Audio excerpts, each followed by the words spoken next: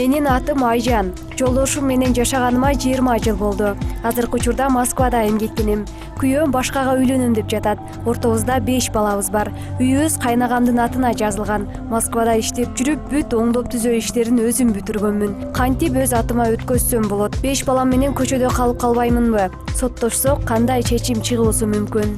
Эгерде сиз 20 жылдан бери күйөөңүз менен чогуу жашап, ошол үйдү чогуу салгандыгы боюнча жана чогуу ремонттогондугу боюңузча далилдүү фактыларыңыз боло турган болсо, бул жерде сиздин колуңузда нике кагазыңыз жок болсо деле сиз сотко арыз менен кайрылсаңыз болот. Башкача айтканда, мүлктү чогуу иштеп тапкан мүлктү бөлүп алуу боюнча. Бул боюнча Кыргыз Республикасынын үй бүлөк кодексинин 37 жана 36-беренесинин талаптарына турат. Эгерде сиздер 20 жылдан ашык бир үйдө чогуу түтүн булатып жашасаңыздар, бир хозяйство жүргүзсөңүздөр, ошол жерге кандайдыр бир мүлктү жакшыртуу үчүн иш-чараларды жүргүзгөн болсоңуздар, ал мүлктөр тең ортого бөлүнөт деп көрсөтүлгөн.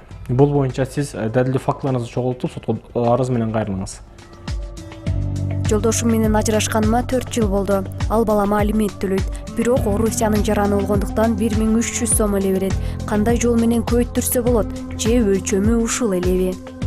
Кыргыз Республикасынын үй бүлөк кодексинин 86-беренесинин талаптарына ылайык, бул бир балага тапкан кирешесинин 4төн 1 бөлүгүндө, ал эми 2 балага 3төн 1 бөлүгү, ал эми 2 же андан көп бала боло турган болсо, тапкан кирешесинин 2ден 1 бөлүгү деп көрсөтүлгөн. Башкача айтканда, бул жерде сиз өзүңүз жашаган аймактагы орточо эмгек акын алат, ошонун 4төн 1 бөлүгүн чыгарып берет.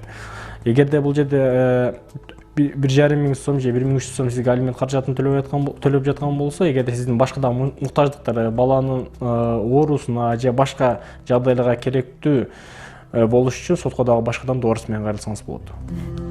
Мамлекеттик адвокат болуш үчүн да лицензия алыш керекпи? Адвокаттык ишмердүүлүк бул лицензиялык ишмердүүлүк болуп түзүлөт. Башкача айтканда, мунун лицензиясы бар адам гана адвокат болуп эсептелет.